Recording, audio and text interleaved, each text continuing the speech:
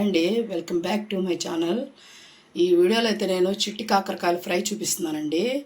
ఈ వీడియో అయితే ఎక్కడా స్కిప్ చేయకుండా చివరి వరకు చూడండి. నచ్చితే లైక్ చేయండి, షేర్ చేయండి, సబ్స్క్రైబ్ చేయండి.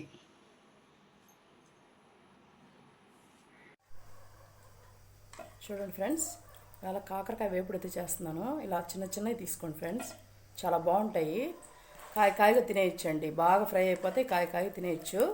ఇవైతే మనం అలా కట్ చేసుకొని పొయ్యి మీద వేసుకుందామండి. చూడండి, ఏం కట్ చేయని అవసరం లేదు. ఇది ఈ పక్కన తీసేస్తే చాలండి. ఇవైతే చేదు కూడా ఉండవండి, బాగా డీప్ ఫ్రై చేసేస్తాం. మనం ఆయిల్లో చేయమండి, మామూలుగానే చేస్తాము. చూడండి, రెసిపీ అయితే మీకు చూపిస్తాను. నేను ఇలాగ అన్నీ కట్ చేసేసుకొని ఒక గిన్నెలో వేసి పెట్టుకుందాం. తర్వాత ఏం చేయాలని చూపిస్తానండి.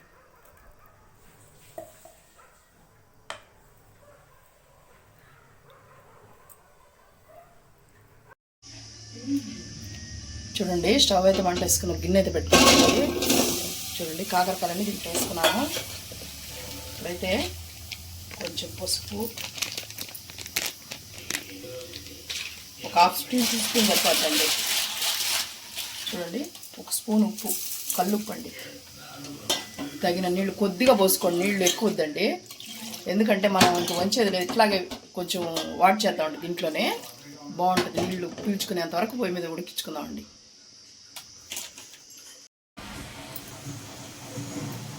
చూడండి, ఒకసారి మూత అయితే ఓపెన్ చేసి చూసుకుందామండి. చూసారు కదండి, ఎలా అయితే మగ్గిపోయాయి. చూడండి, మీకు చూపిస్తాను.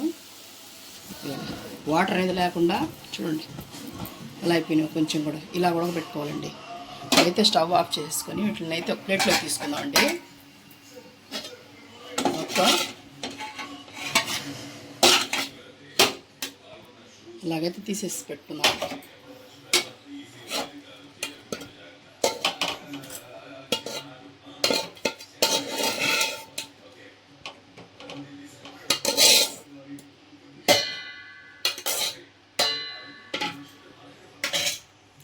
పెట్టుకున్నామండి. చూడండి ఫ్రెండ్స్, ఒక రోల్ అయితే తీసుకున్నాను చిన్నది.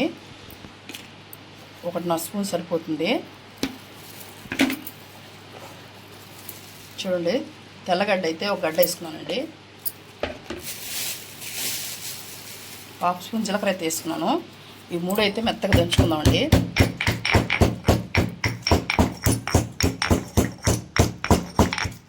ఏం అవసరం లేదండి, దీంట్లో ఇదే సరిపోతుంది.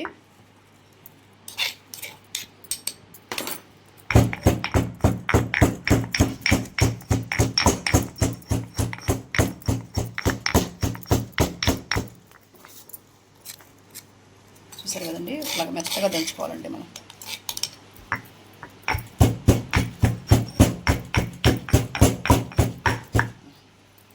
అండి ఫైనల్గా తింటారండి, ఇట్లా దంచుకోవాలండి మనం. చూసారు కదా, ఇది అయితే మనం బాణం పెట్టుకున్నామండి. పొయ్యి మాట వేసుకొని ఆయిల్ అయితే వేసుకుందాము. కొంచెం ఆయిల్ ఎక్కువ పడుతుందండి దీనికి, కాకరకాయ ఫ్రై అవ్వాలి కదండి, అందుకని. ఇప్పుడైతే ఇంకేం వేయబడలేదండి. మనం డైరెక్ట్గా కాకరకాయలు చేసేద్దాము. ఇలా కూడా పెట్టి పక్కన పెట్టుకున్నాం కదండి, అవే.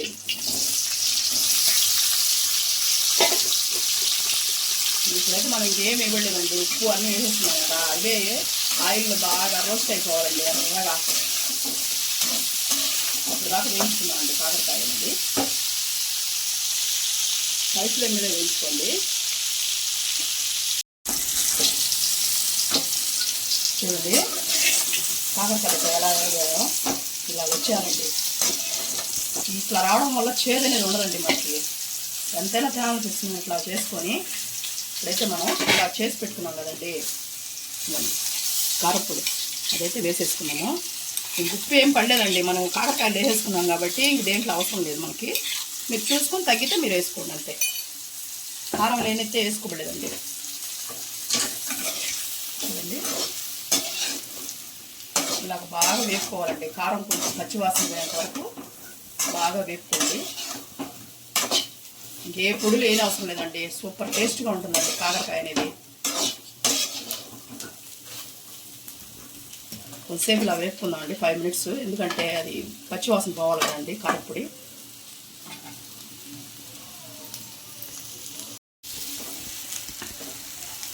చూడండి కొంతసేపు ఫ్రై అయినాక ఎందుకంటే స్పూన్ ఉంటుందండి అంతే ఇట్లా వేసుకొని కొంచెం చక్కెర కరిగేంత వరకు అలా అనుకోండి. అయితే ఇది సూపర్గా ఉంటుందండి. ఏదైనా మీకు చేదు ఏడన్నా తగులుతుందని డౌట్ ఉంటే చక్కెర స్పూన్ వేసుకున్నారనుకోండి, బాగా దీంట్లో సూపర్గా కలిసిపోతుందండి. తీగా అలా ఉంటుందండి, టేస్టీగా. ఇంకా సరిపోతుందండి. ఆపేసుకున్నాం స్టవ్ అయితే, సర్వింగ్ చేసుకున్నాం అండి.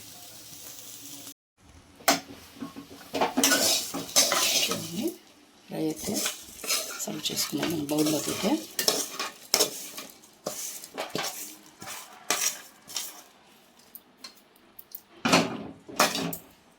ఇప్పుడైతే మనం కొత్తిమీర వేసుకొని సర్వ్ చేసుకున్నాము.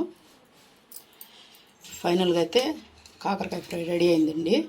వీడియో కానీ నచ్చినట్టయితే లైక్ చేయండి.